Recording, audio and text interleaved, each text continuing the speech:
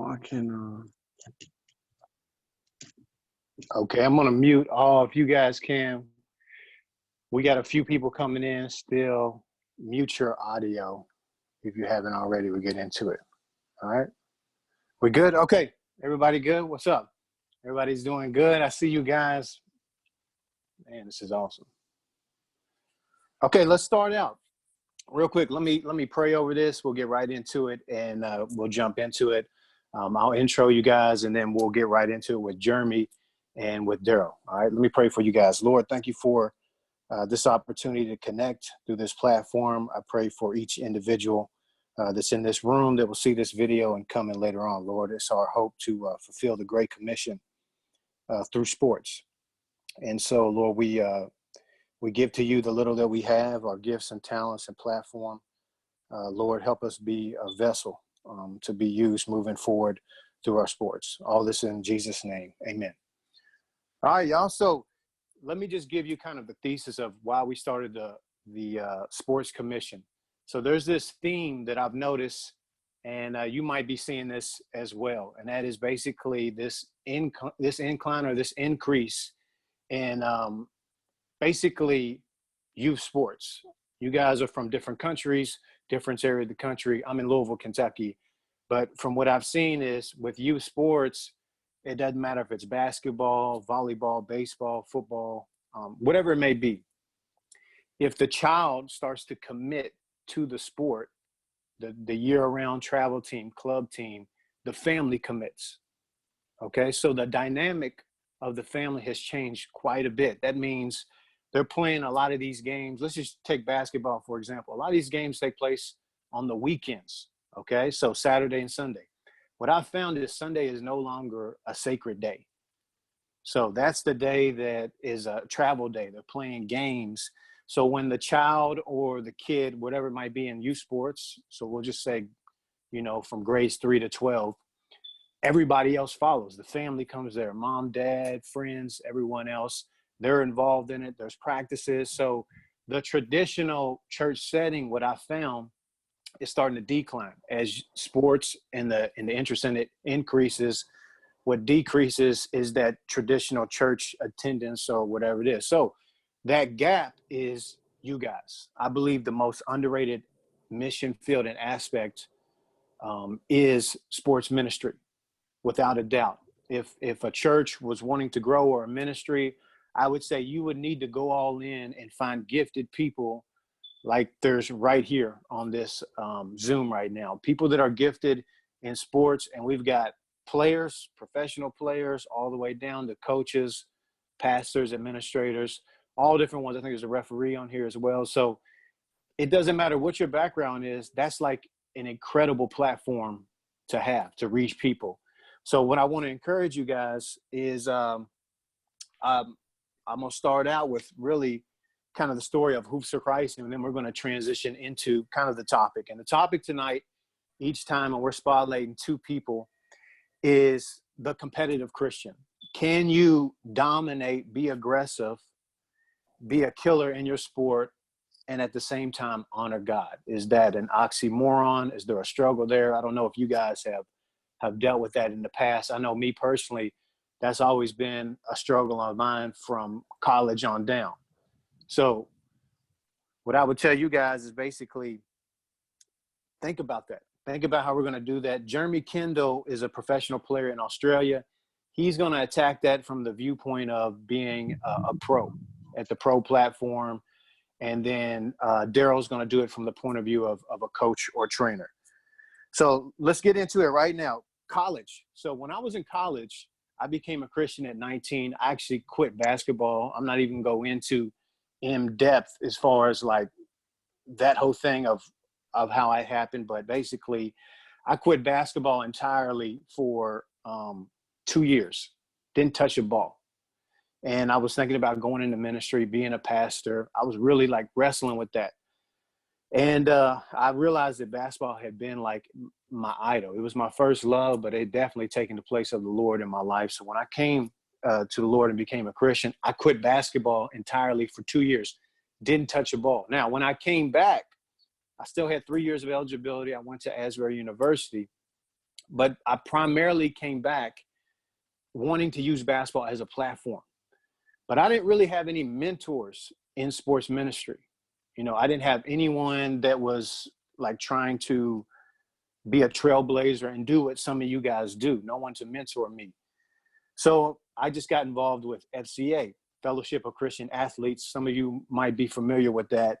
And using that platform as a college basketball player to share the gospel at a small college. Now, what happened was I actually quit basketball and became, for 2 years, and became way better. I ended up coming back and being a 2-time All-American, which is crazy. That's how I knew the Lord really had his hand on kind of the work that I was doing. Fast forward, you know, towards the end of my senior year, I was contemplating, like, what should I do? Should I go into ministry?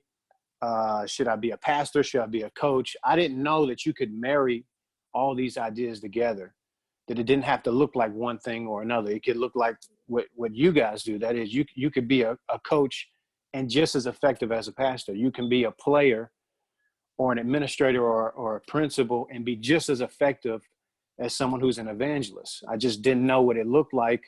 And that is kind of hammering home my point that I started out with, is this trend that sports are going like this, traditional church is going like this, and there's this void or gap in between that I feel like the most underrated people on the planet, as far as that can be used for the Lord in ministry, is people involved in sports. So I actually went to a conference called T4G, big conference in Louisville, a lot of big names that are speakers there. And that's where I ran into people like Shy Lynn and a lot of Christian rappers, a lot of different influential pastors. And I began to see that I could use this platform of basketball. So that's how I got overseas. I ended up going overseas and playing. And, you know, I played 4 years overseas, but the biggest platform was in the Philippines. I always tell people, you know, in the Philippines, basketball is as big there as it is here. You know, there's people that my first game was in front of almost 55,000 people in a soccer stadium. My home arena was called the Big Dome in the Philippines. That's where Ali fought Frazier, the Thriller in Manila. And so you're on ESPN, you're on Fox Sports. So I didn't realize how big the platform was, but, you know, they loved like Muhammad Ali. That was another one. So if you told people in the Philippines, hey, I'm from Kentucky, they knew two things about Kentucky. One, they love Muhammad Ali, and two, they love KFC chicken. All of them love chicken. I don't know what it is about over there. They eat it with rice, but KFC and Muhammad Ali. I met a missionary while I was there. His name was Stephen Siebert.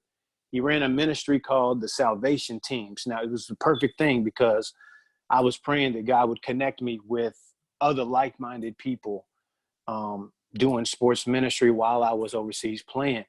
We had a ministry where he would go into the slums, different areas in this country, and we would do basketball camps, ministry camps, do a basketball camp, give them a jersey, a Bible, feed them, and you get to share your testimony or the gospel. It was a beautiful thing because me as a pro player, I became kind of the face of that ministry and injected that lifeblood that he needed, because it's a grind when you're overseas and you're a missionary.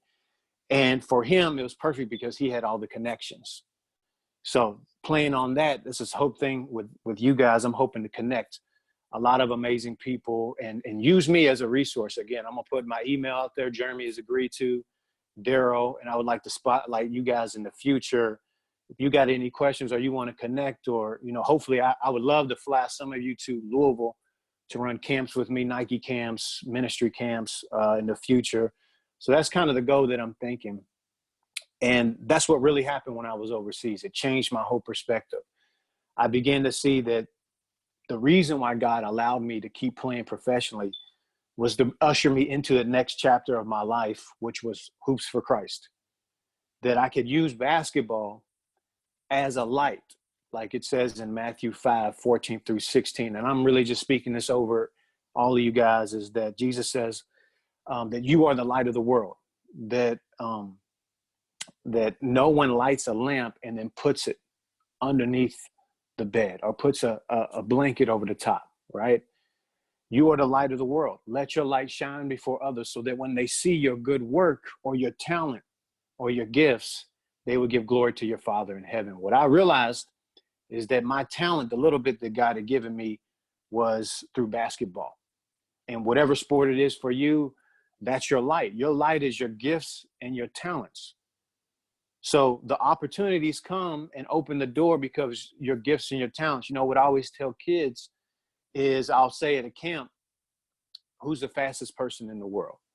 They'll say, Usain Bolt. Who's the best shooter in the world? You know how it is usually. Oh, Steph Curry. And I'll ask them, do you personally know them? Can you call them up on the phone? Do you have access to them like that? Well, no. You don't know that person personally on that level, but you know of their light. Their gift and their talent has provided a platform for them to make an impact on your life. And that's really what God revealed to me when I was in the Philippines and overseas, is that's it. Like, our light in many ways and aspects is sports. And so what I want you guys to do is think about that, man, how you can use your light in different ways. All right. So going into the topic, a competitive Christian, and then we're going to swing it right to Jeremy. So when I was overseas, I struggled with, when I'm on a court, being a killer. Like, how do I reconcile wanting to be the best player I can be, and then after it's over, conducting myself in a way that still honors God? Because how you play in your sport is your worship. So obviously I don't want to dishonor God or my name or my family's name. So I wrestled with that, and I came across this book. I've talked about this, especially with the Last Dance documentary. I'm sure some of you are watching that right now on Jordan.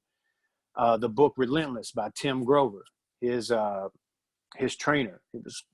Tim Grover was Jordan's trainer his whole career, and then Kobe and D Wade and a lot of other great athletes. Well, it described that mindset of what we call a cleaner.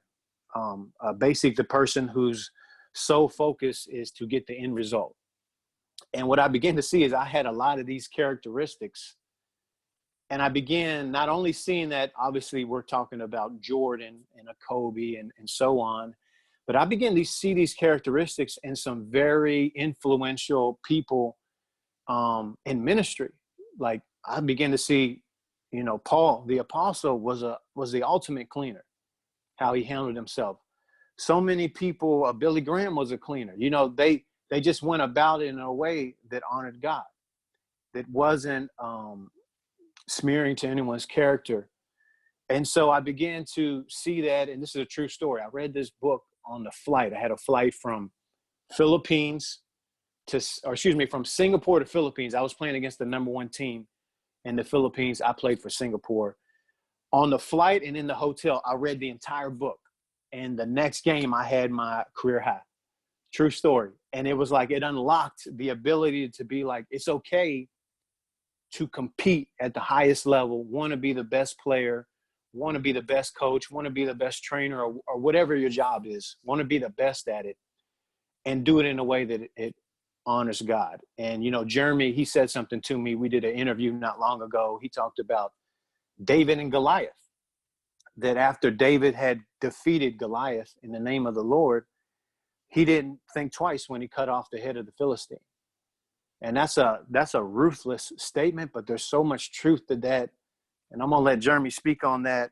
And then finally, before I bring Jeremy on, I talked about this ball right here. You guys see this?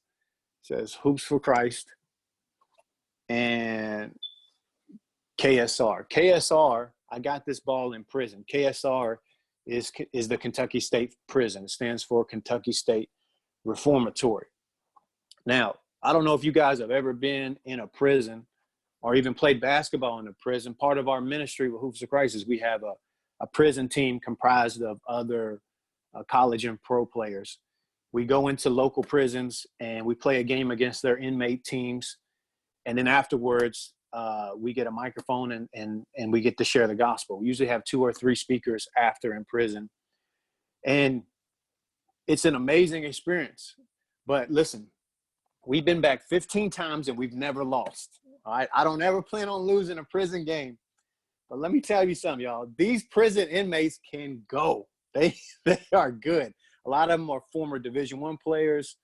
Some of them played overseas. In fact, one of the coaches, I walked into prison. This man was 7 foot and wide as a truck. I didn't know who this guy was, but I was like, he was somebody. Well, I found out later he was the first African-American player to play at the University of Kentucky. And then he went on to play for the Atlanta Hawks in the NBA, but he's in prison in Kentucky on a life sentence for murder. He was the coach of one of these teams. And so on and so forth. All of these guys, they have different stories. But let me tell you something. We've won every one of those games, and they would not give us a ball like this. They've given us paintings. We get more love in prison from these inmates, some of them on death row, convicted for life. We get more love and respect from them than anywhere else we go. Any camps we do, any clinics, anything. And I'm telling you why is because it goes right into what I'm saying, the competitive Christian. For you to have a platform to share the gospel, what the Bible says, the light of the glory of Christ, the greatest thing that we ever have an opportunity to share, and what gives us hope and purpose, you cannot be terrible at what you do. All right. There's no respect gained by being someone who's looked at as being a walkover or being a loser or not conducting themselves in an honorable manner when you step between the lines in your sport. And going into prison showed me that more than anything, because prison basketball is what you think. It's aggressive. They're fouling. Listen, the referees are inmates. The players are inmates. The refs are the scorekeeper. You got everyone against you. All right. Everyone is against you when you go into these prisons, and these guys can play. And listen, after they play us, look, we're going home. We're good. They got to go back to those cells. So they're trying to represent and play hard. They don't want to get crossed. They don't want to get dunked on.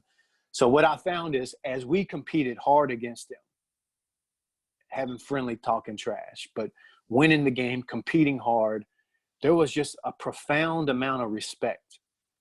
And then afterwards, this is the most powerful thing I could tell you guys.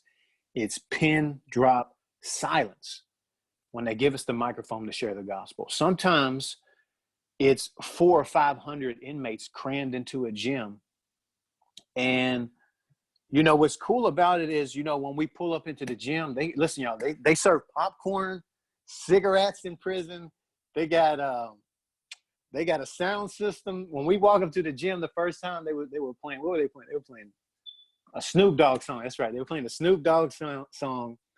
And then we come in there and they change it to Lecrae. So, you know, they show us love and everything. But after it's over, they listen to the gospel presentation.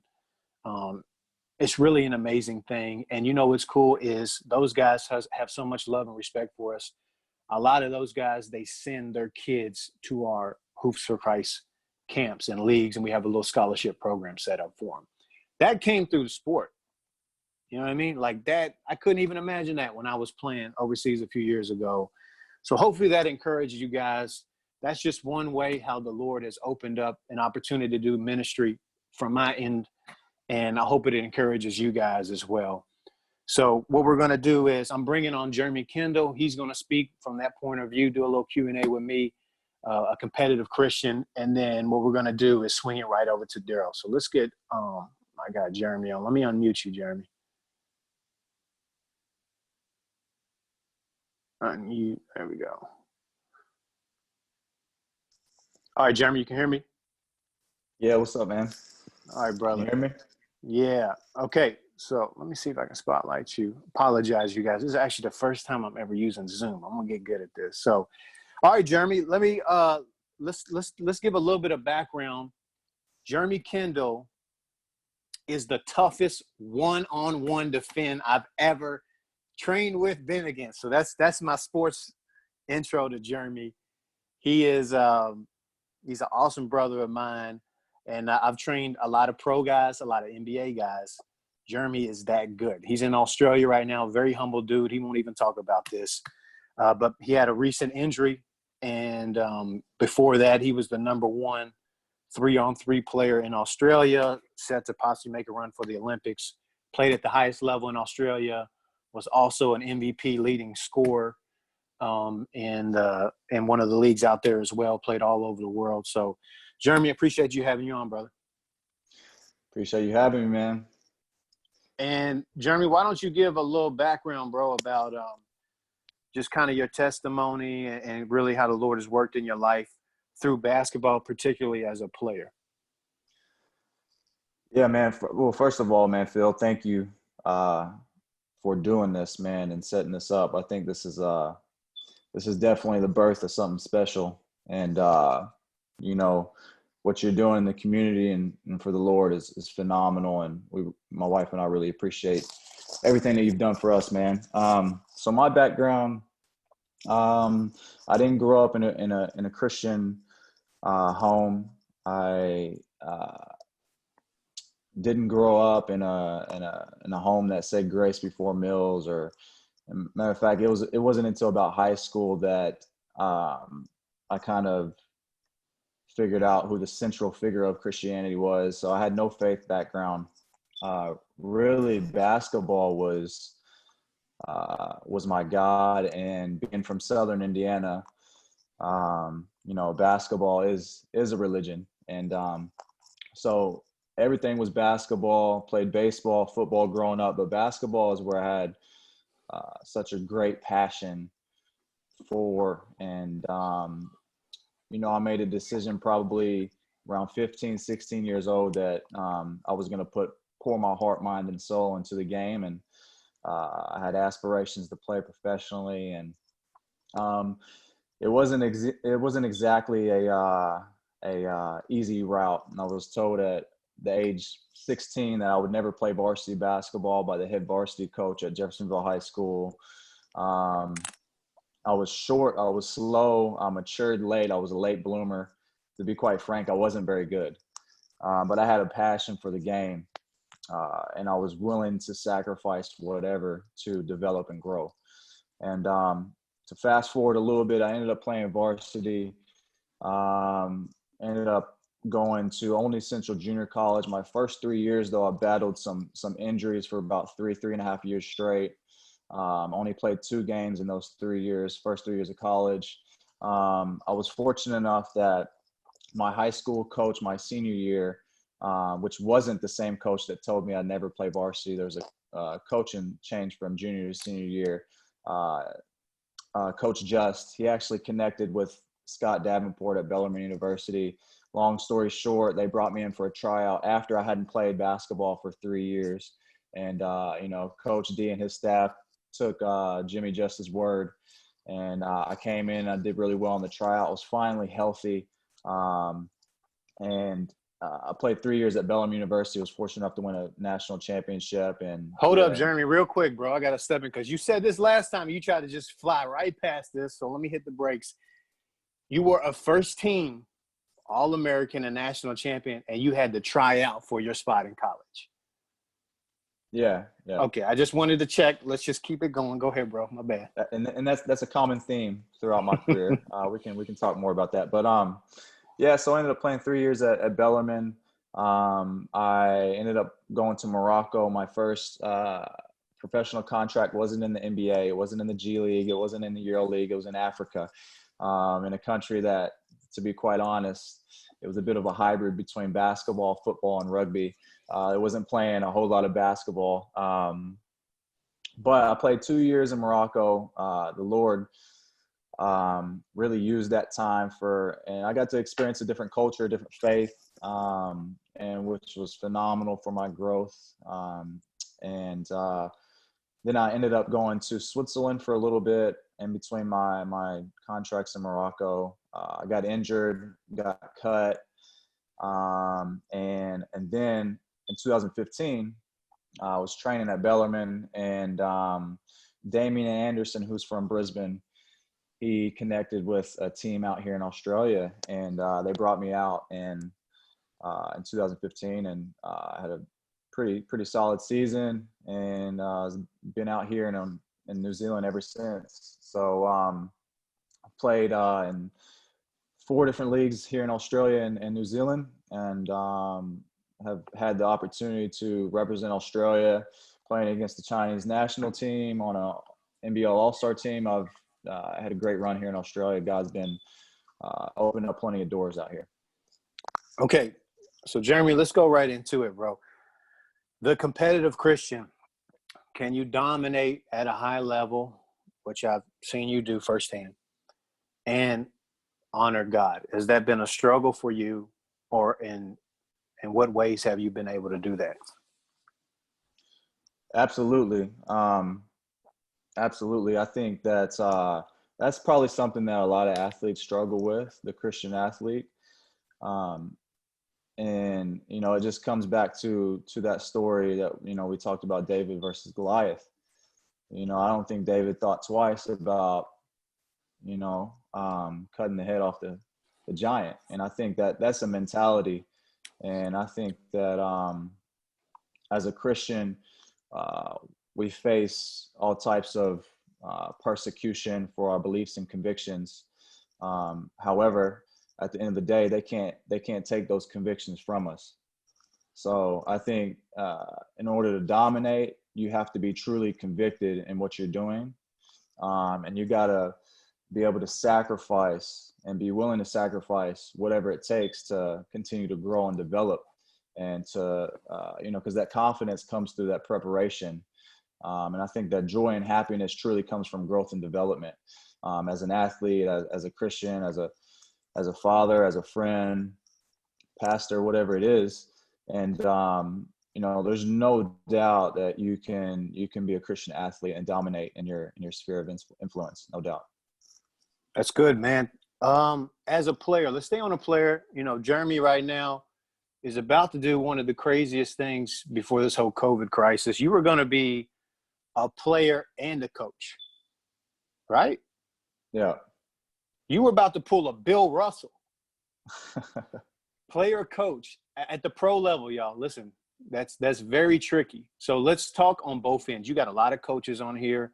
You got a lot of players, former players. I got a young man on here listening who is about to go Division I next year. And so from that point of view, as a player, how have you been able to glorify God through that aspect of being a player? Can you think of any specific moments or stories that it opened up an opportunity, whether it was with your teammates, with fans, with other people, because you were a player? I think for me, the situation that kind of stands out is the most recent season that I played for the Brisbane Bullets here in the National Basketball League. I was not on the team in the beginning of the season. I was training with the team. I felt in my heart that I was better than some of the imports that they had. But what I was doing is, you already stated that I also do some coaching. So I run my own skill and development business out here. And what I was doing is waking up nice and early at 5 a.m. and I was going and doing coaching for about 2 hours before the Brisbane Bullets trained. And I had a good enough relationship with the coaching staff that they allowed me to train with the team despite not being on contract, which is pretty rare.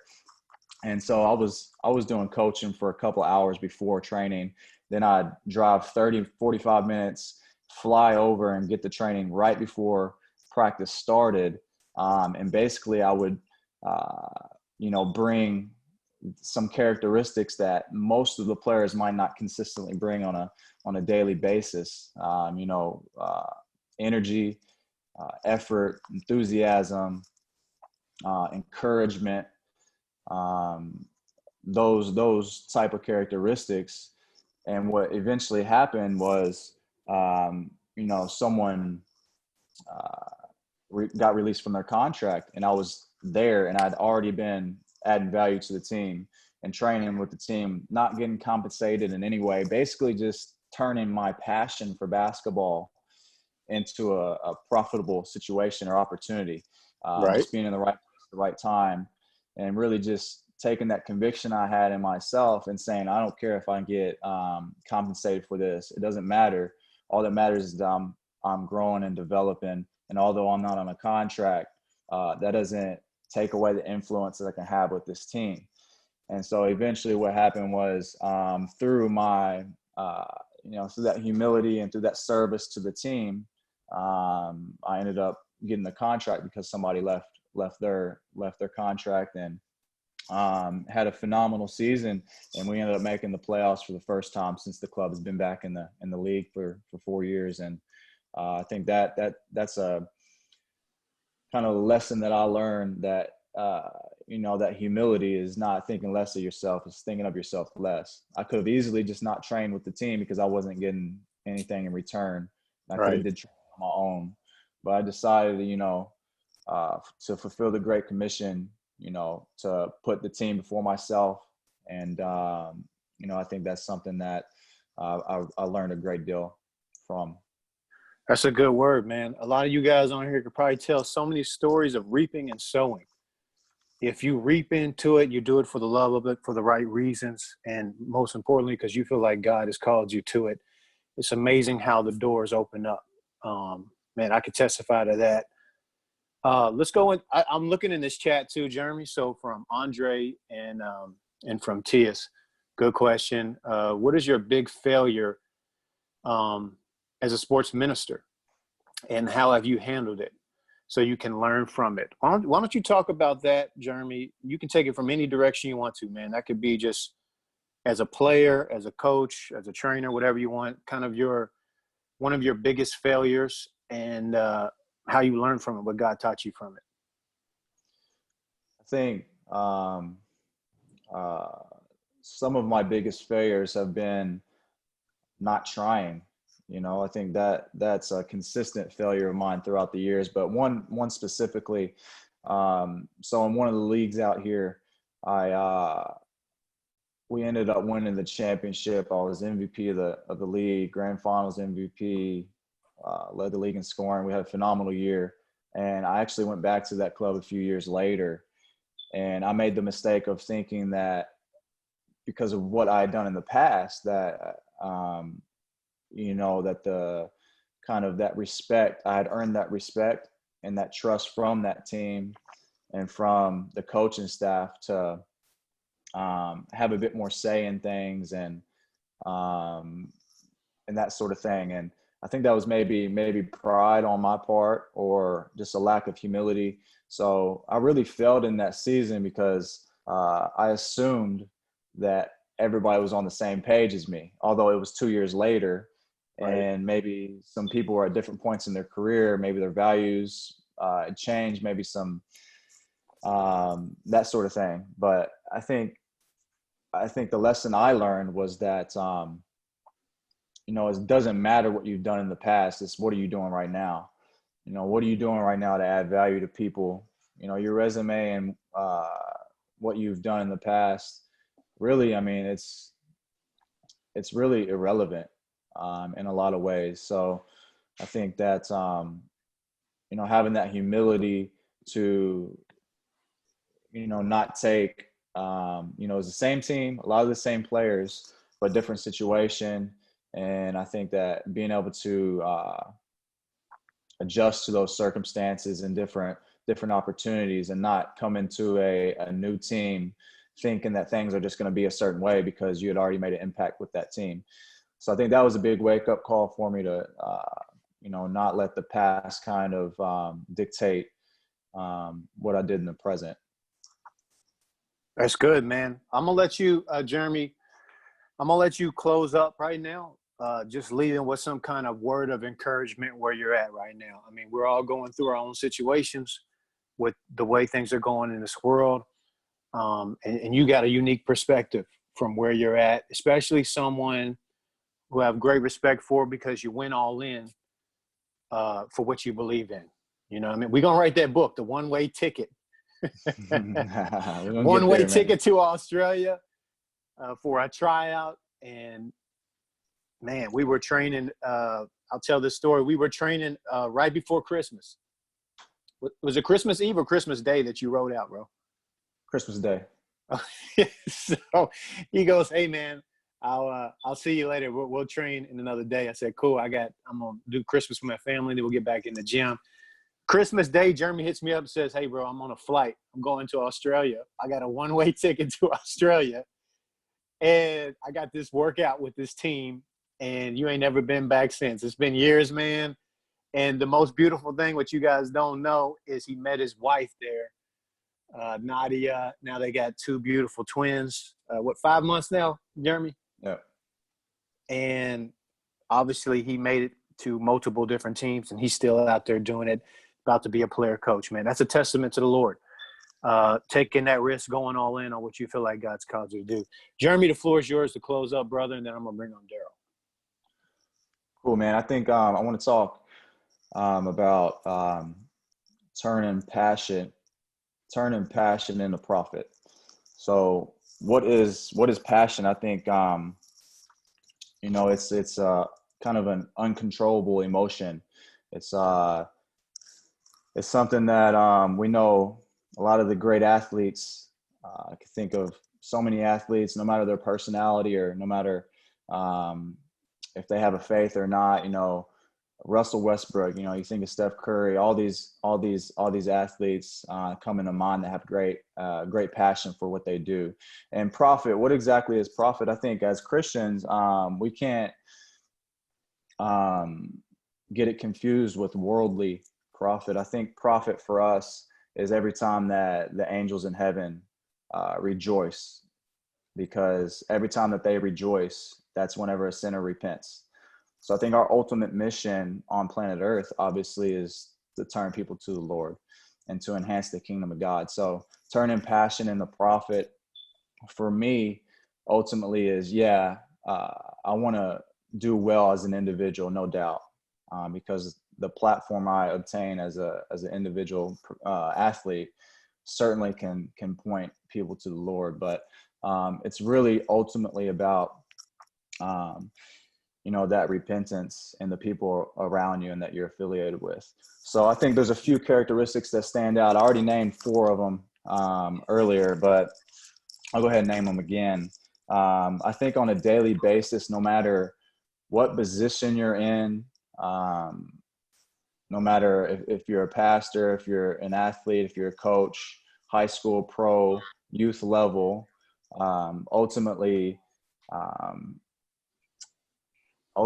your leadership is based on influence, not position, right? So whether you have influence with people or not depends mostly, I believe, on your character. So here's a few characteristics that if you bring to the table daily, I think it'll have a tremendous impact on the people that you're affiliated with, and they're contagious.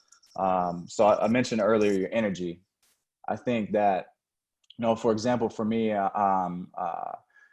I follow Gannon Baker. I know that you do too, Phil. That's one of our guys that we look up to and get a lot of, knowledge from. And he has a story about Amari Stoudemire, and he says, he thinks that Amari hired him as a basketball trainer simply because of his energy. That he knew every single day that he was going to bring that energy that was contagious and it was going to wake Amari up. No matter the mood he was in, no matter if he was sore, no matter what day it was, that energy that Gannon brought was going to be contagious. And I think that's one thing, that whatever you can do to have that energy in the environment that you're in, whether it's a coach, trainer, athlete, you need to do it. Diet, nutrition, your sleep patterns, whatever it is that gets you mentally, physically, emotionally, spiritually in tune with the truth. And the truth is that energy is contagious for you and your team. Effort, I think that's another thing. Effort is not just like normal effort. It's a vigorous attempt at doing something. So if you want to have respect and earn trust from the people that you're doing things with, a part of your team, you got to have that full mental, spiritual, physical effort on a daily basis, that consistency. And one thing that, I love about you, Phil, is how consistent you are. And I'll get to that here in a minute, but you got to have that consistent effort. Enthusiasm, you can have whatever life philosophy you want. You can have whatever philosophy you want as a coach. You just can't be boring, right? You got to brighten the room up every time you come into it. And that's that kind of attractiveness, that enthusiasm, that intention, being interested in people and what you're doing, and absolutely finding the joy in it, no matter the circumstances. And encouragement. I think this is the most underrated thing in leadership is having the ability and that ability to really just encourage people, no matter the situation, being secure in who you are, and knowing the value you bring to the table to humble yourself. You know, humility is not thinking less of yourself, it's thinking of yourself less. So being able to observe others and their needs and simply go to them and encourage them, no matter where the team is, what type of season you're having, win, loss, whatever your mood is, being able to encourage others. I think that's a tremendous characteristic for every leader to have. And connection. I think this is so important. We know that in order to earn trust with people, you got to be able to relate to them and connect with them, and to have influence with them. You got to be able to connect with people. So I think that's so important to find time and space to connect with the people that you're leading.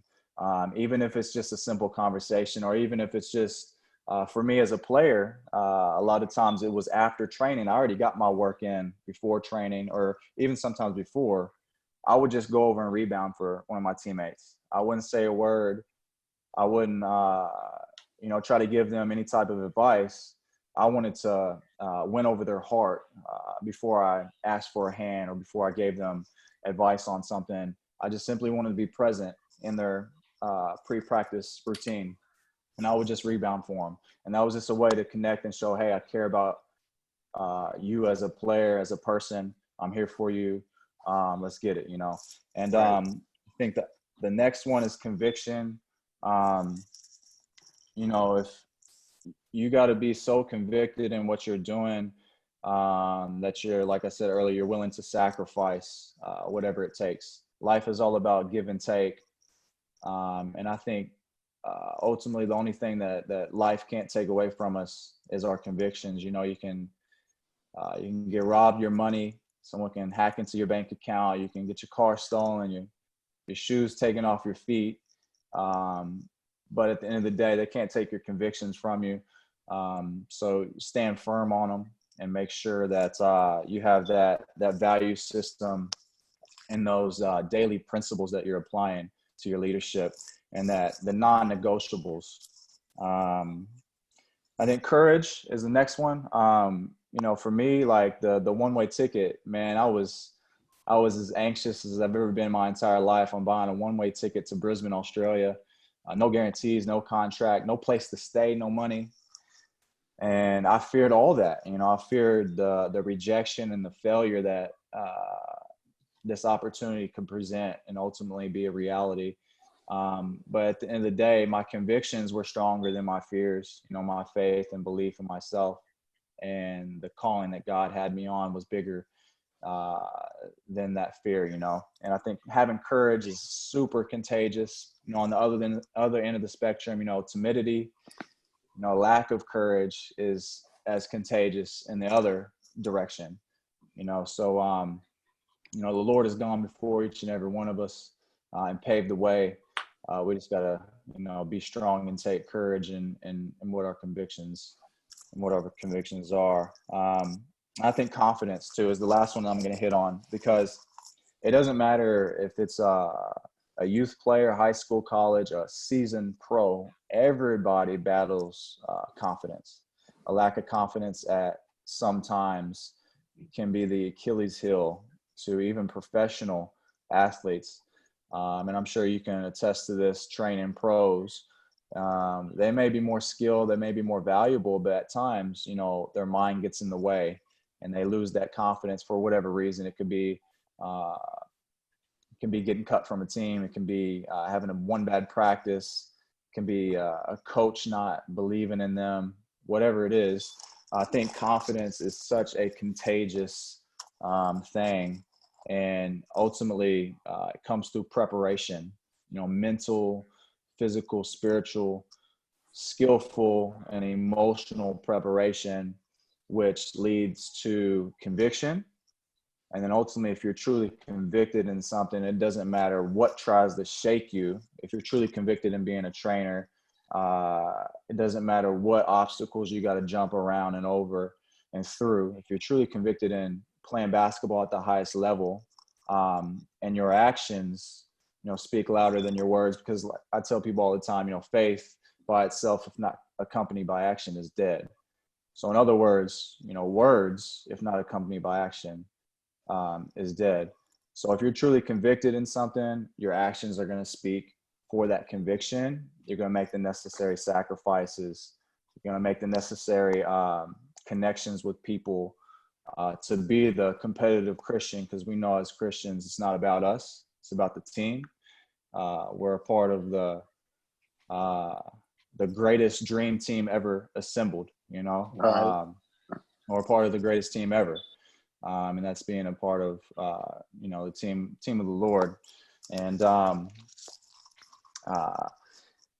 it's not about us. And if you're truly convicted in what you're doing, you can do whatever it takes to add value to yourself as an individual, but ultimately the people around you, because you know that you need people to be successful wherever you're going. That's So good, man.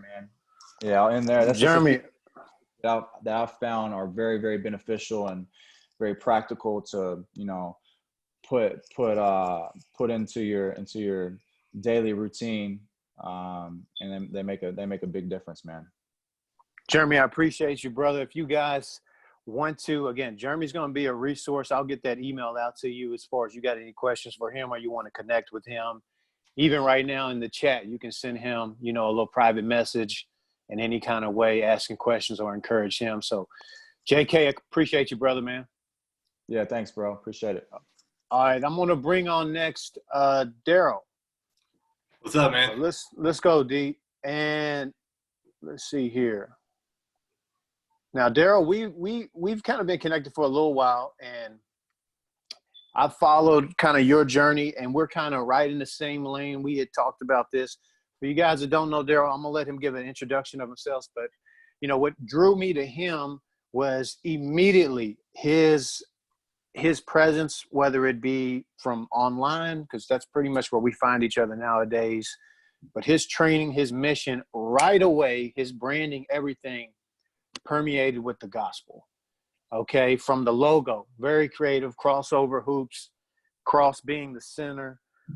And it's just amazing to see his work. I'm in Kentucky. He's in Missouri. You're a little all over the place, man. You're in Missouri doing it, ripping and running.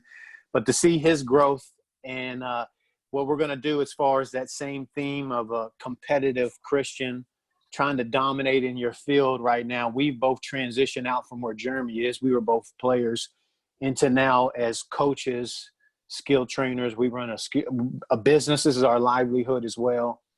So obviously wanting to be the best we can possibly be to honor God, provide for our family, all those good things. But Darrell, I appreciate your time, man. Thank you for coming on to close us out. Thanks for having me, man. I just want to echo what Jeremy said. I appreciate you setting this up. I think it's a really awesome thing. Great opportunity to connect and just get like-minded people together and kind of grow and just learn from each other. So I appreciate you doing it.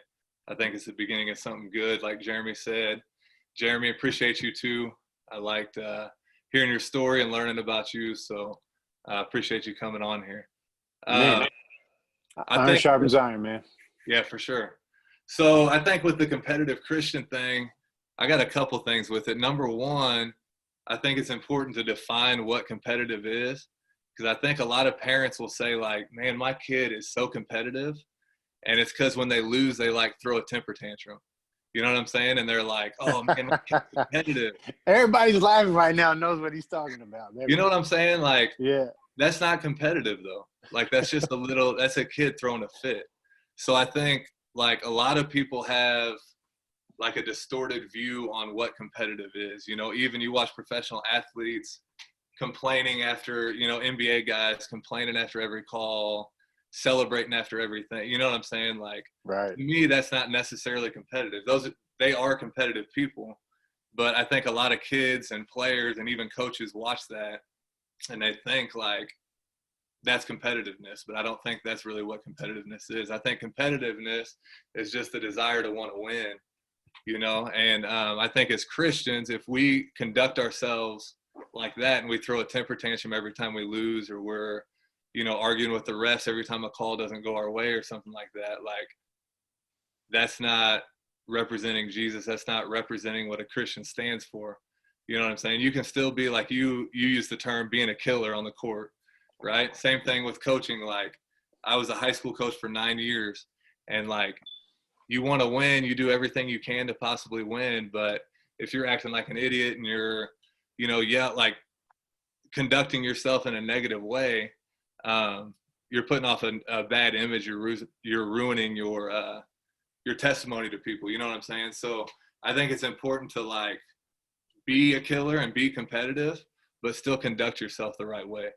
You know what I'm saying? And I think a lot of times, coaches will say it's not all about winning. It's about developing players and all this stuff. But the players know really where that coach's heart's at. Like if you're saying that and then you're acting the complete opposite, like they're going to know what you value. If I tell my kids it's important to spend time with God and to, do all these things, and I'm not doing it myself, like my kids aren't stupid. They're going to see that, and they're going to see my actions speak a lot louder than my words do. So I think like with the competitiveness thing, like I think you can be a killer and you can want to be the best at what you're doing. And Colossians 3:23 says, whatever you do it to the best of your ability as if you're doing it for God and not for people. So, if you're doing that, like you can be a killer, you can try to be the best you can at whatever it is you're doing. But to me, it's really about how you conduct yourself and how you go about it. No, that's good, man. So playing on that, let people, I'm assuming most people, I would say 90% of people have some kind of idea of what I do with Hoops to Christ. Maybe they're just being introduced to you. Talk about what does that encompass? Are you doing one-on-one training, leagues, camps, high school coaching? What exactly is Crossover Hoops and your outreach? So I do training. We do some individual training, but not very much. Pretty much the individual training I do is with college players or overseas professionals, but we do a lot of camps. And what we do is we travel to different schools and different places to do camps. Like I don't just stay in my town and do camps. So we travel across, right now we're mainly in Illinois, Iowa, and then Missouri is where I'm at. So we travel to those 3 states. We do camps for different high school coaches. I have a group in the summer, basically where all the local guys and girls who play in college come, and we just get together. And like you said earlier, iron sharpens iron. So we just get in there, we do competitive drills, we scrimmage, and I have speakers come in, share the gospel with them. And it's just an opportunity for those college players to just play against good competition and continue to grow through the summer. So we do a lot of stuff like that. Yeah. That's okay. Yeah. I mean, so all different training.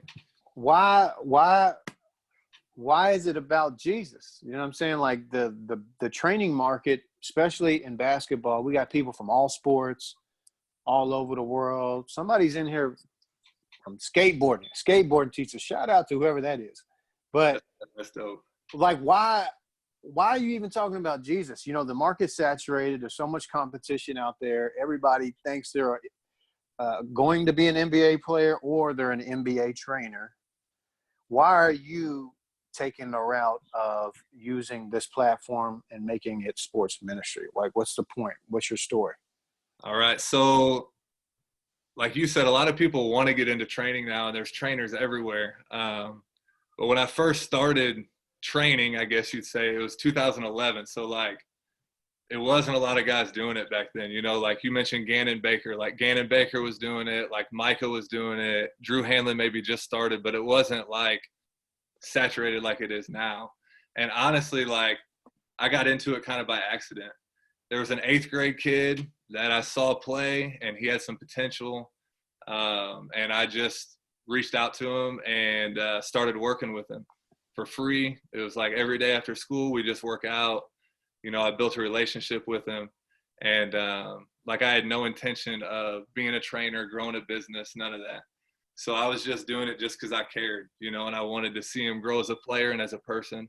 And I remember like coming home from a workout one day, and I was telling my wife, like, man, he has so much potential, he's improving, all this stuff. And she was like, you should really use this as a ministry opportunity. And she said something to me that stuck with me. She was like, what would you rather see him do? Would you rather see him be a great basketball player, you know, be all state, break records, whatever, or would you rather see him come to Christ? And I was like, you know, that's a pretty obvious answer if you're a Christian. Like, so from that point on, I had that perspective of like, obviously I want to get him better at basketball and help his career. I want to invest into him as a person, but I also want to invest eternally and really like share the gospel with him and do those things. And it's crazy. 9 years later now, he in high school, he scored like 2,000 points. He was all state. He played D2. He's an All-American. Had 1,500 points in college. And like, it's crazy because we've been together for like 10 years, you know, and like he's like my little brother. Like I talk to him all the time. He's out of college now. He's engaged and we're still close, you know? So like, to me, that's what it's about. It's about building those relationships and really investing in people. And like our mission statement for Crossover Hoops is sports life is short, real life is long, and eternal life is forever. So we want to invest in all three areas and also keep them in their proper perspective. So like sports life is short, right? Like if I'm working with an 8th grade kid, most likely he's only going to play sports for 4 more years of his life, right? Even if he plays in college, that's only 8, right? So like, that's a very small amount of time. So obviously I want to get them better at basketball, but that's just a small portion of their life. Like that's not, I feel like, and I'm not hating on trainers that don't do what I do because that's, you know, like maybe they're not Christians, maybe they don't have that conviction. But to me, like if I'm only investing in basketball, like 20 years from now, what good is that going to do? You know what I'm saying? So to me, that's just a small part of your life. And then the second part is real life is long. So to me, that's like investing in their life here and investing in, you know, building their character, work ethic, you know, all the things that coaches talk about that you can learn through sport, you know, building up those things. But again, if I'm only doing that, you know, I'm still missing a big piece.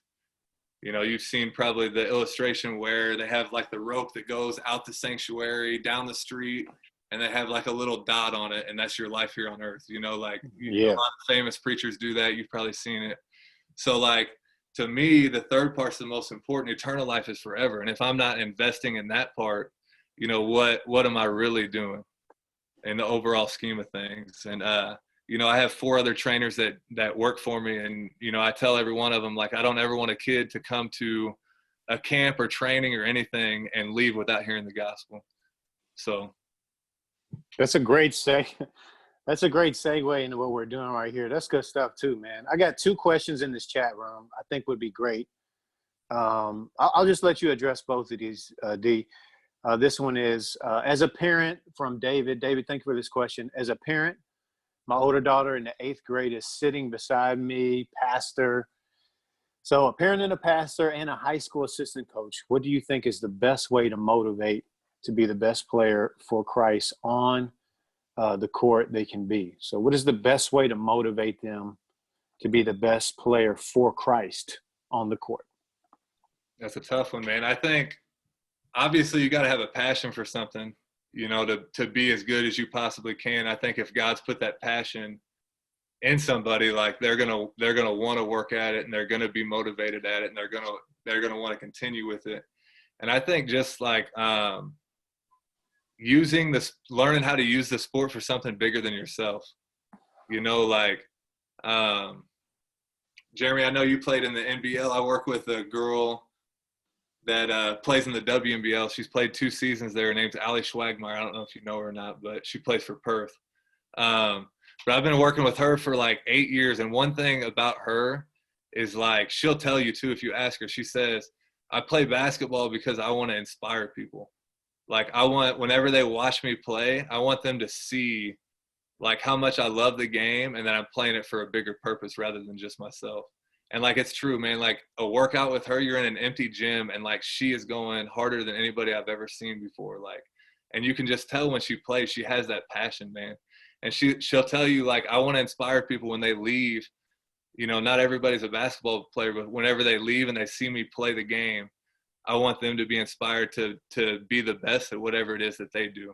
You know, whether they're a teacher, a doctor, a lawyer, whatever, like she'll tell you that. And I think, I really believe like when people see her play, like she inspires people just by the way she plays. And I think just having something like that, like bigger, just, it's bigger than just basketball. It's bigger than just yourself. Like Jeremy was saying, you know, I think just having that in the back of your mind and knowing, like I quoted Colossians 3:23 earlier, like knowing that you're not playing for other people, you're playing for God. Like, I think to me, that's one of the best motivations you can give somebody. Dang, bro. Just as you said that, somebody wrote that verse in here. That was wild. Brian Cox, man. That was crazy. Anyway, I'm over here getting lit. Like I'm drinking coffee over here listening to y'all. All right. Next one. Man, you're going to jump on this one, brother. I get this question a whole lot, so I'm interested to see what you guys say on this. So let's do a couple more, D, and then I'll let you close it up. All right. And we'll do a little Q&A for whoever's bored and ain't got nothing to do tonight, want to stay on with us. So, all right. So my church runs a basketball ministry. This is from Danny. And I play with the guys who've been to this church and know their stories, but they aren't believers. How do you develop that relationship with them, you know, throughout time? And you're not quite sure how to take that next step and to evangelize them. Now, man, that could go as a player, evangelizing teammates, as a coach, or, you know, how do you where's that icebreaker come from? You know what I mean? Let's do that. So I'll start out. Let me swing it to you. Yeah. So here's how I look at it. I've got some trainers on here. Shout out to a lot of you guys I know as well. I see Chris, he's on here. A few different ones on here. Some of you guys I know, some of you don't. As a trainer, if I'm doing a one-on-one session and they're paying me to do a one-on-one session because this is my full-time living, they're in here to hoop. They're in here to train and learn. Okay, so for me, I really rely on the Holy Spirit to open that avenue, like we've been talking about, the mental aspect of the game. Because here's what I found. When a player comes to me, anybody can throw cones down on the ground or throw a pop out on the court, and we can go through drills in action. They can do that with anybody, especially in Louisville. It's like 50 million trainers. What I'm looking for is when I talk to them and their parents, what is going on emotionally, spiritually, mentally, for them to go into a slump, or they're playing great. Or I open up every one-on-one session, everyone the same. If it's a pro player or a 7-year-old, I say, tell me about this last week, your practices and games. What did you do well? And what do we need to improve on? That's what I ask them when I start every session. And sometimes if I know a little bit more of the backstory, a seam opens up and I can see the Holy Spirit prompts an opportunity to speak. And when I speak into somebody, I'm just trying to look right into their soul, right through their, the eyes are the window of the soul, right into their eyes, speak to them right there. Now, if it's a camp or a clinic, I always leverage the time. Jeremy, Darrell, you guys know what I'm talking about. You know when the parents are dropping them wild kids off and when they're coming to pick them up, that's your leverage time right now, okay? So right in the beginning, probably not the best time because they're rearing, ready to work out. What I do is I wait towards the very end, when the parents are coming in, so I can indirectly speak to the parents as well as the kids. And I always close with some kind of devotional. And I make it quick, man. It can 5 minutes or less, close with prayer sometimes. But I find that is the opportune time to do it, as well as using social media. I use social media as the primary way to share the gospel because everybody's here, D, what you got? Yeah, so I think I just read a book by Tim Tebow, and I think one thing that I've learned, and I read earlier the question you asked too with like the biggest failure or whatever, like I think whenever I rely on myself, that's when when the failures happen, you know what I'm saying? And Tim Tebow, the quote out of that book that I was going to say, he said, there's been times in my life where I knew God, but I trusted myself. And then he said, but I want to know myself and trust God. And I think for me, that's the same thing. Like there's been times where I've gone into it and I've shared the gospel at the end, and like, I'm relying on my own words and my own, like preparing this fancy speech and like saying all the right stuff. you know, and you don't get the response. But whenever you're dependent on God and you're praying about it, you're trusting the Holy Spirit to speak through you. Like, I think that you're going to get a lot better impact through that. So that was one thing I wanted to say. And I'm like you with camps, especially. Mm-hmm. I wait till the end, and I take 10 or 15 minutes to share the gospel, maybe share my testimony, do a devotional, and pray with the kids. I hand out life books. I don't know if you guys have seen those by Gideon, but they're made for like teenage kids. So I hand those out. You know, I give them my contact information so I, you know, follow up with me. So, I mean, I think, you know, that's how we do it at our camps. And same thing, like you said, with individuals, you know, this just building that relationship and being able to talk to them.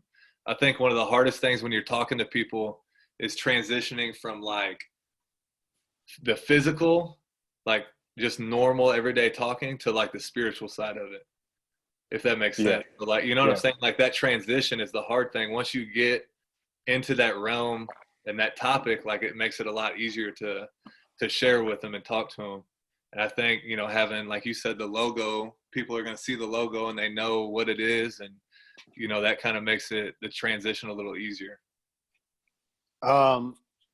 Next one, last one, Darrell, I'll bring you on. I'll give you the floor, brother. Derek Cowley, he asked, how do you balance the business aspect of what you do and the ministry? Excellent question. How do you balance the business? Now, I'm just going to leave alone the legal side. I don't even want to get into that right now. But I'll say this part.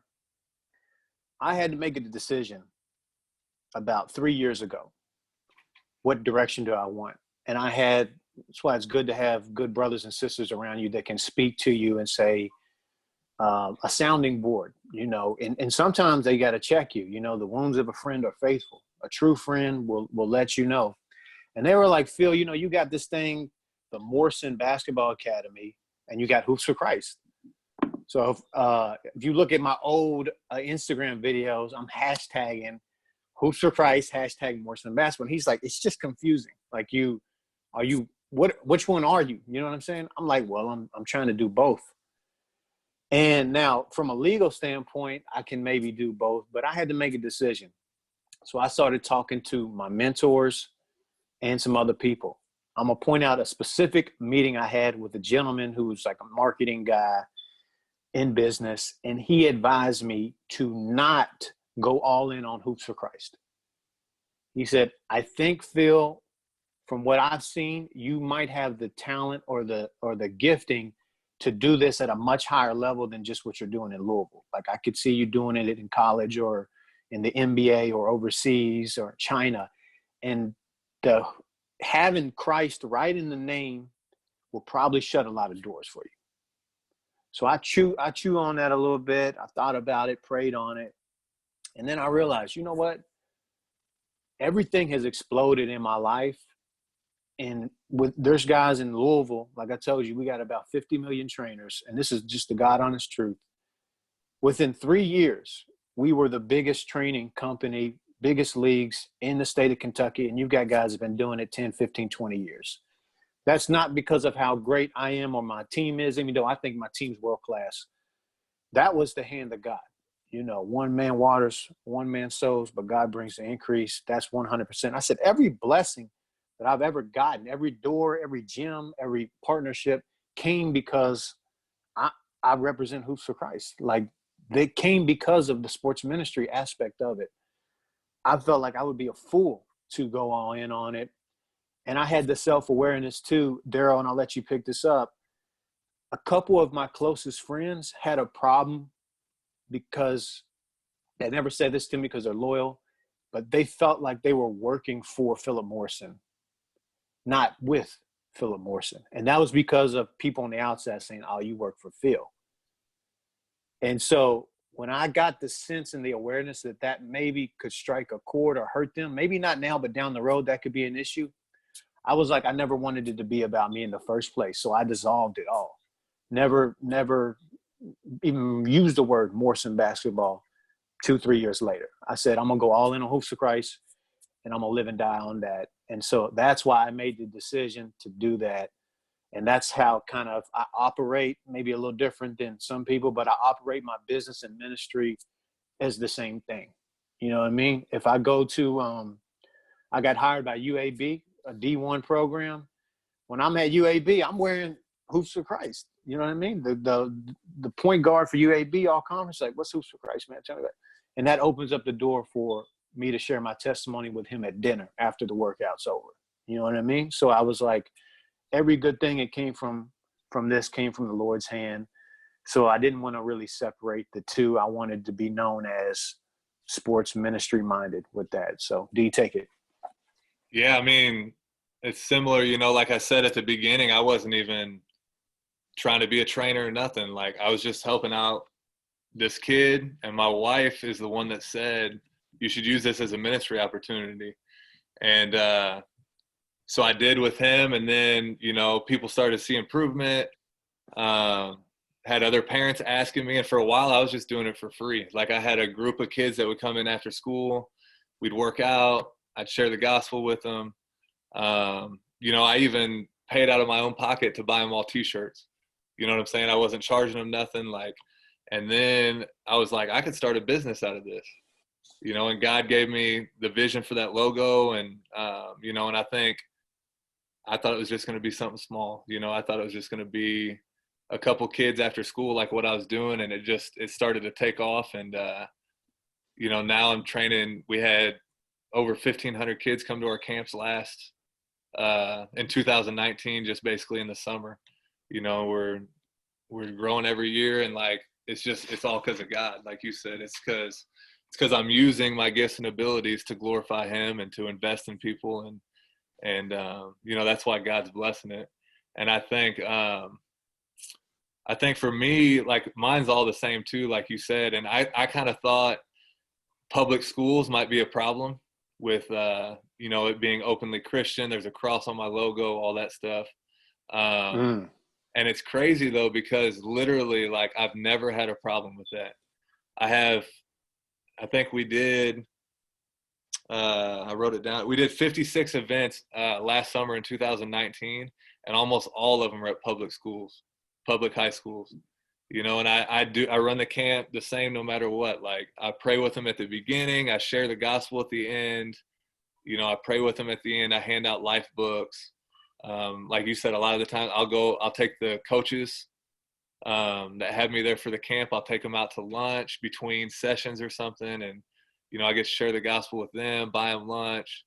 And like, I've never had an issue with public schools. And I just feel like it's God's protection over crossover hoops, because I'm using it for Him. You know, I'm not glorifying myself. I'm not trying to, you know what I'm saying? So, and I think that keeping it separate, my wife helps me with that, because sometimes you know, sometimes you get a little greedy, and it's like, man, like, you know, I get to go do this, and you know, you lose the humility a little bit. My wife's always quick to remind me why I'm doing it, and kind of put me in my place and give me the right perspective again. So that's important too. Marry the right person.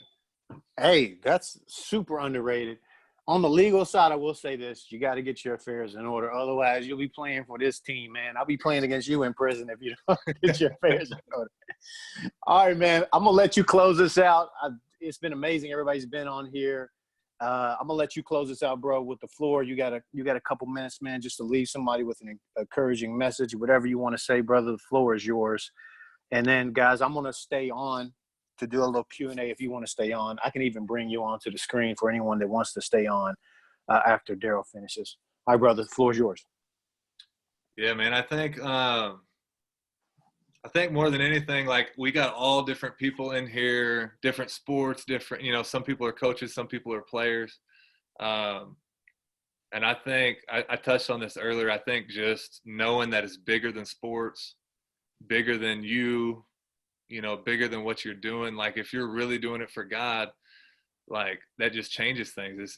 He'll bless it. You know, He'll make it prosper. And I think, and two, like, when you know you're doing it for something bigger than yourself, I think it motivates you more. It gives you more passion for it. You know, I'm not on here telling you that, like, just because you're doing it for God, like you're going to become an All-American and, you know, you're going to prosper like that. Like, I'm not saying that. Like, obviously you got to put the work in, but I just feel like when you have something, whenever you're doing it for something else, it's just going to motivate you more. And I think that's important. And the other thing I would say is just humility. Like, I'm big on humility. Like, I just think it's really important, and the Bible tells you it's really important. Some of my favorite proverbs, it said, pride goes before destruction, humility precedes honor. It says, those who exalt themselves will be humbled, and those who humble themselves will be exalted. And, you know, you just see throughout the Bible, you look at how Jesus lived, like just the humility there. He said, even the Son of Man came not to be served, but to serve others and give his life as a ransom for many. So, you know, like, to me, like that, whenever God sees you humbling yourself, again, like he's going to exalt you. Like he opposes the proud, right? But he comes alongside the humble. So I just think that's just super important. And I think it's something in our culture that is not really talked about and not really encouraged. I think it's countercultural. I think, you know, you watch NBA players and they're doing all the different stuff and, you know, whatever. And like, if you do that, well, you know, that's on you. Like, I'm not hating on that, but I just think, I would rather see a player just be humble. You know what I'm saying? Like, and I just think that's going to take you a lot further, you know, whether you're a player, a coach, whatever you're doing, when you make it about yourself, like that just leads to destruction, like that proverb says. So I think just having the proper perspective and just kind of keeping that in mind. And, you know, I'm not perfect with that. That's something I struggle with. Like I said, my wife helps me a lot with that. But I think the times that I found myself, you know, losing that humility, and like I said earlier, like relying on myself rather than relying on God, are the times that I haven't prospered. So I think that's important no matter what you're doing. And like I said, I know we got a lot of different people doing different things on here. So. No, man, that's beautiful, man. Darrell, appreciate you again, brother. JK, love you, man. Appreciate you for coming on. And everyone that was on this, I will say this, we are going to continue to do this. You'll get the email updates, but spread this thing. You know, I want anybody who's connected to sports ministry to be a part of it. Hopefully you pulled something from these two guys' stories, and I'm going to bring on others as well. So I thank you guys again. Look for that email, and we'll get you guys more information, you know, moving forward. Both of these guys have agreed to be a resource to you. So if you got any questions, you want to connect with them, you know, who knows? You guys might be doing events together one day in the future through something like this. That would be a beautiful thing. You know, I would love to see that. Me and Jeremy have been brainstorming how we can grow this thing big enough to where we do it in Madison Square Gardens. We sell out the Garden. That's the go. Can we sell out the Garden one day? That's the go. And so we'll go from there, man. I appreciate you guys, and you're free to go. If you want to stay on, let's do this. If you're in the chat room, you want to come on, just write something in the chat room, a question. I'll bring you on. We'll go from there. Otherwise, appreciate you guys. Thank you again, D and JK. For sure. Thanks, man. All right, bro. Let's see here. Jenny, are you raising your hand? Is that what you are doing right now? All right, here we go. Let's go in this chat room real quick.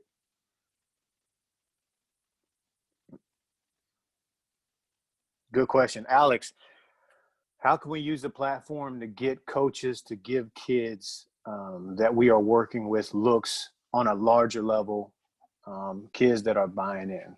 Okay, using that platform to get coaches to give kids that we're working with looks at a larger level. Honestly, I really believe in the network. I think that is such a key.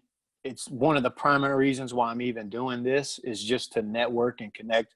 One thing, just from the business point of view, what I've learned is a person's power is in their network. Who they know, who they connect with, who can they call or contact with. Jeremy will be able to tell you this. If you want to play professional basketball, all I care about is the agent's network. Who can they call? GM or club can they get me in front of at that level? You know, in today's day and age with, let's say, kids that want to go to college, because I'm assuming that's what you're referring to, that carrot at the end of the stick, and the whole AAU system is propped up on this, is exposure. It's the biggest smokescreen there ever was. And what I mean is this: if a kid is good enough to go Division I, and let's just say high Division II, so they're fringe, they will be found. If you're good enough in today's day and age, you're not going to be hidden. There's just no way, especially not with the AAU system. If you're good enough, you'll be hidden, because that means you're in the top probably 1% for sure, if you're that good. Outside of that, if you're below that, what I would say is, look for, that network. Try to network with as many people as you can to give them an opportunity. So hopefully that helps. Let's go down. Let's see here. In this chat too, if you want to come on, I'd be happy to bring you on. This is from Adrian. I'm at a point of my career where I'm at a dead end. I'm going to be a sophomore in college, and for the last 5 years, I would sacrifice my days in a sort of way to work and seek the face of God. But now I feel like my toil has been in vain, which I know is a lie. Any encouragement? So the last 5 years you sacrifice.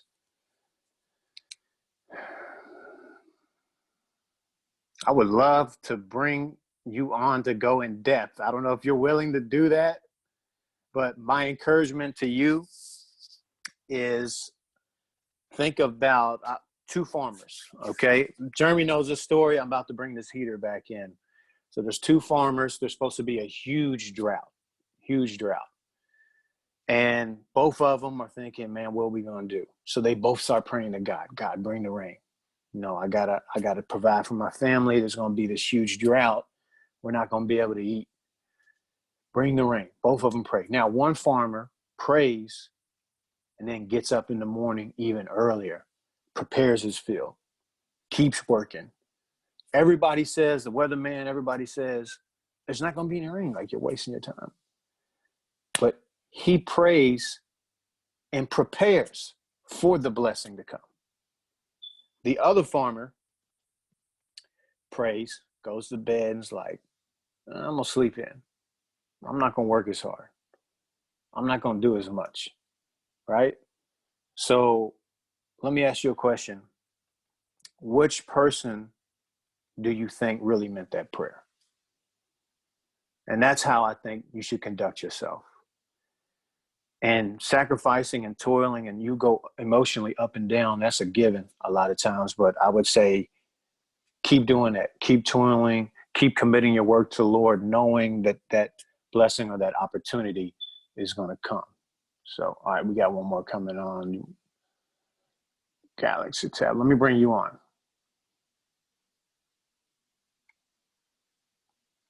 See where you're at. Okay, I unmuted you. Let's see here.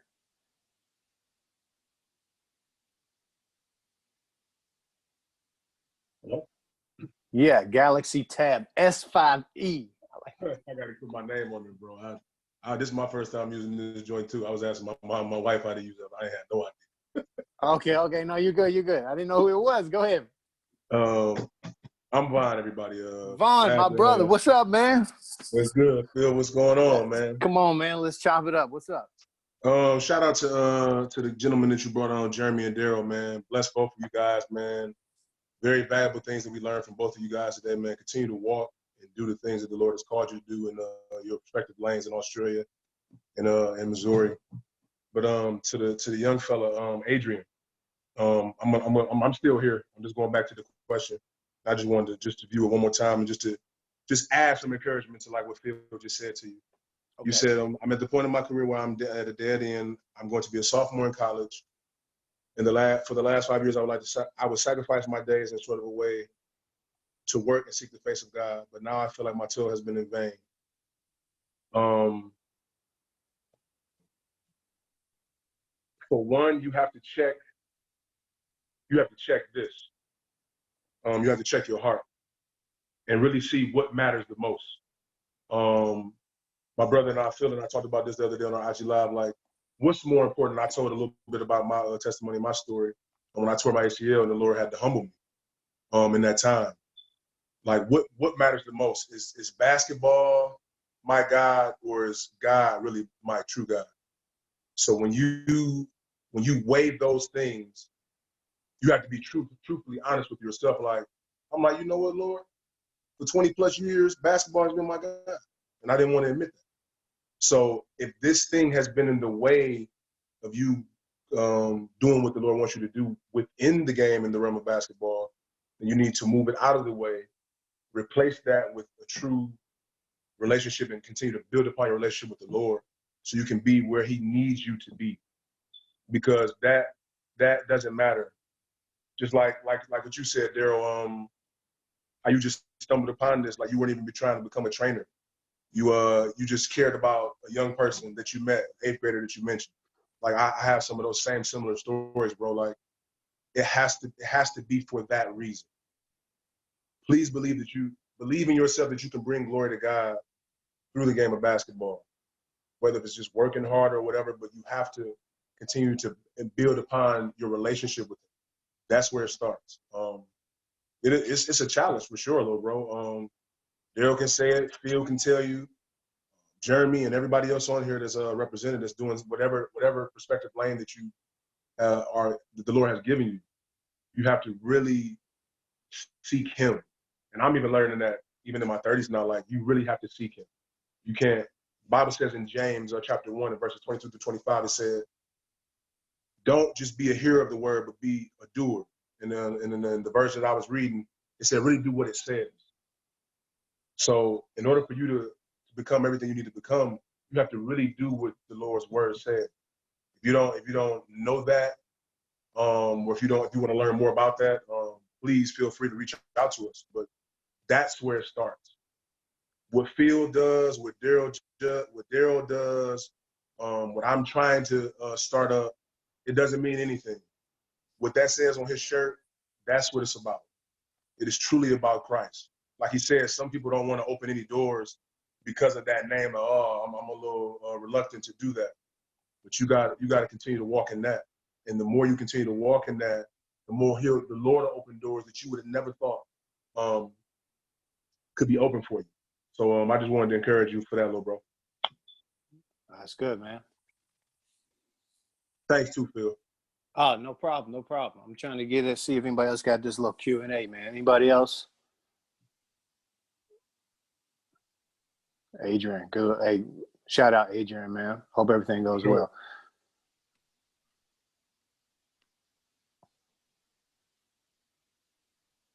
All right, Charles. It has been back and forth between idolizing and glorifying God. Yeah, that's a real struggle for everybody. That's a real struggle, man. You just have to. What I'm learning, especially as a believer, man, as I continue to walk, nothing has control over me. I'm learning that in my walk. Nothing has control over me. Nothing. No sin, no whatever it is. You have the power to change that. Because of this heart, it can be so wicked at times that we choose to do whatever it is that we feel because it feels better, it seems better, it looks better. And the word sometimes doesn't look that way, but you have to remove all distractions, whatever it is. Sometimes distractions can be delightful. It's not necessarily all distractions are evil. No, some of them can be good. But that still can become an idol. Just like in the Old Testament, a lot of the idols were astropoles and different gods that certain people believed in, and certain different people in the Bible believed in the Old Testament. But now, you know what I'm saying, fast forward to 2020, there's no different. It looks different now. The idols can be the sport of basketball. The idol could be my girlfriend, my children. I can put them above it can be anything. And so you have to really check what's in Adrian's heart, just like I have to check what's in Von's heart. Right. Phil has to check what's in his heart, and so on and so forth, to get to the root cause of that thing so you can get it out and you can replace it, you know what I'm saying, with more of the Holy Spirit. It's as simple as that. Nah, it's good, man. Vaughn, I appreciate you, bro. Bless you, bro. I appreciate you. All right, y'all. I'm gonna close out. I'm gonna close out on this question, and I'm out of here after that for you guys. This is from Ben Omer. What's up, Ben? Good advice right here. What advice would you give to someone going to play college and how they can specifically use their platform to spread the gospel? Is there such a thing as being too obsessed with the game of basketball? And when you draw the line between obsession to be the best or have that killer instinct and having the humility while also trying to be the best? First of all, who wasn't obsessed with basketball in high school and college? You know what I'm saying? Like that was my whole existence. But I know where you're going with this, Ben. What I would say, brother, is when it comes to this specifically about your journey and how you can be a witness for Christ. And number one is I would just focus on you going to college. Just focus on you. Seek first the kingdom of God and all these things will be added to you. So seek that relationship with the Lord, because one thing I know, and if I just keep it 100 with you guys, is when you leave your home and that bubble, that structure that you have, especially for people who grow up in a Christian home, and then you go away to college, that's when people go buck wild. That's when they lose their mind, because now they got that freedom, the enticement of sin. They want to party, particularly if you're an athlete. I can tell you that for sure. That happened to me where I just down spiral at 18, 19 years old, and before I came to the Lord at 19. So I would say first off is just focus on your relationship. Those temptations are going to be there. Those opportunities to step outside of maybe those things that are in line with how you want to follow the Lord in your own life. But, you know, that's a powerful thing is whenever you have a platform, and you've seen this many times. I read a book recently about this. People spend their whole life building up a platform and opportunity, and by a poor decision, even from Christian people, they tear it all down at one time. They make a poor lack of judgment, and they can tear it all down at one time. Or they make a mistake. And, you know, adolescence in America tends to be this thing where we give leeway to kids that are like 16 to 22, 23 years old. When historically, traditionally, there's no such thing. It's like when you 14, 15, 16, you're a grown man. Back in the day, people started getting married back then. They had to provide for families. They had to do agriculture, whatever it may be. So you got to take that mindset of, you know, I'm a steward of something. You know, I'm on borrowed time. I always tell people, you know, the air that we are given is given by the Lord. The talent that you're given, the health, you guys that have had injuries and know when your health is taken away, how much a gift that is. All of that is a given, all the way down to the lungs you breathe the air in. I mean, everything, you're on borrowed time. And I think a lot of times we feel entitled to that because we have the talent. And, you know, I just say all the time, go back to Matthew 5, what I opened this up with, that, you know, being a light, you are the light of the world. And when you let your light shine, it draws attention. You know, it draws attention to you. And so whenever you get that attention, you got to understand that's where the war is like, okay, this sport, I got a war that's waging within me that, you know, as soon as I get that opportunity, now I get that attention, or as the Bible says, that glory, when you let your light shine. Are you going to use that glory in a way that you start thinking is for you inherently? You know, are you going to use that glory in a way that points others to Christ? And so that's where I would leave it at, Ben, is, you know, your obsession is the reason why you made it to that level. But understand all of that. Man, where does the drive come from? You know, think deeply about that. That drive comes from the Lord. Like, just to get up in the morning and want to put your body through what you have to do to play at that level, man, that's all from the Lord. So that's what I'll leave you guys with, encourage you with. I appreciate you guys. I'm going to upload this and send it out. Thank you again. You guys take care.